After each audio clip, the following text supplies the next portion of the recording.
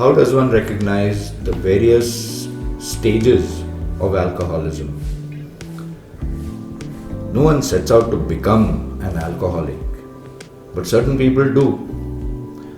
Many people can drink alcohol and not become addicted, but for some, drinking leads to alcoholism. We need to know that alcoholism is a slide.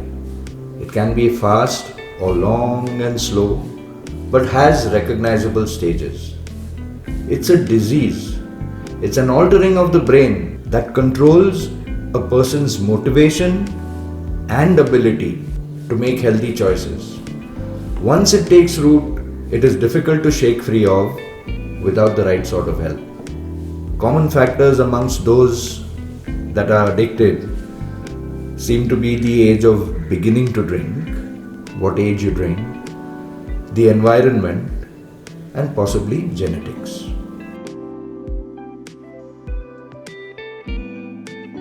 The first stage of exploration of drinking is the social stage.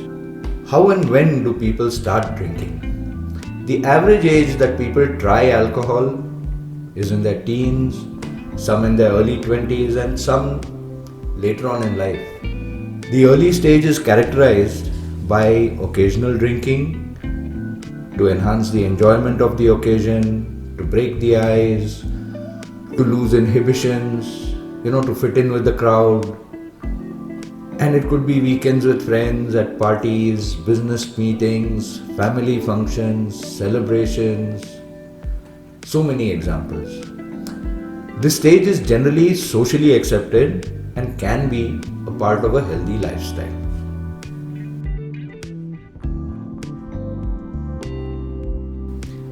The second stage is of habitual or regular drinking. In this stage, drinking becomes a part of your lifestyle. This is when we start forming our own patterns, and these later become a habit, like having a glass of wine every day, or drinking a couple of bottles of beer, or maybe 2 pegs of whiskey in the evening.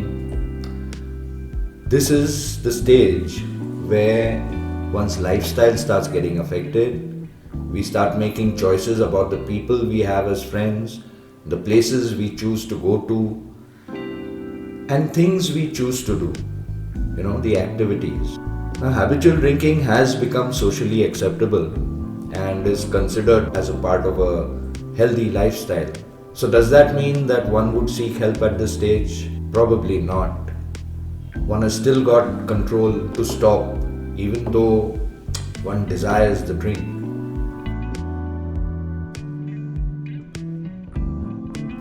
The second stage leads to the third, and that's where dependency and the compulsiveness starts.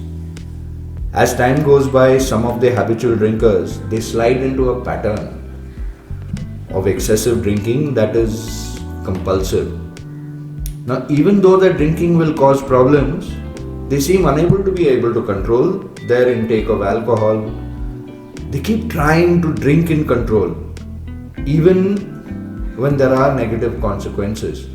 Maybe they'll be vomiting at a party, or they'll drink under the influence and cause an accident.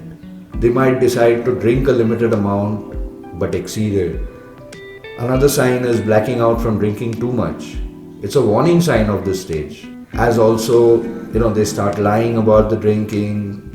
They're starting to think obsessively about the drinking. They're planning when to drink, what to drink, where to drink. And at this point, it's obvious to everyone around you that you're struggling. You might miss work, forget to pick up the kids. You'll become irritable and even notice physical signs of alcohol abuse. Facial redness, weight gain, or loss, a general sluggishness, that only once you've had a drink is alleviated. And when you're confronted about your habits, generally one is in denial. You don't want to accept help at this stage. But at this stage, detoxification, therapy, and a rehab is the right time to get help.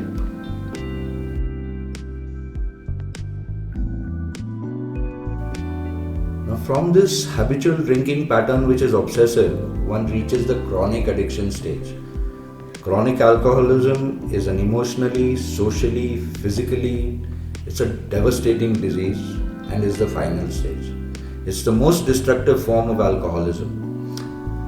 At this stage, drinking becomes everything in your life, even at the expense of your livelihood, your health, your family, your relationships, everything. In the brain, changes happen such that attempts to stop drinking can result in tremors, hallucinations, and in the worst case, death. In my experience of working in this field over the years, I have seen so many people losing their lives because they did not seek timely help, and due to severe physical damage like cirrhosis, fatty liver, all of it caused by years of drinking.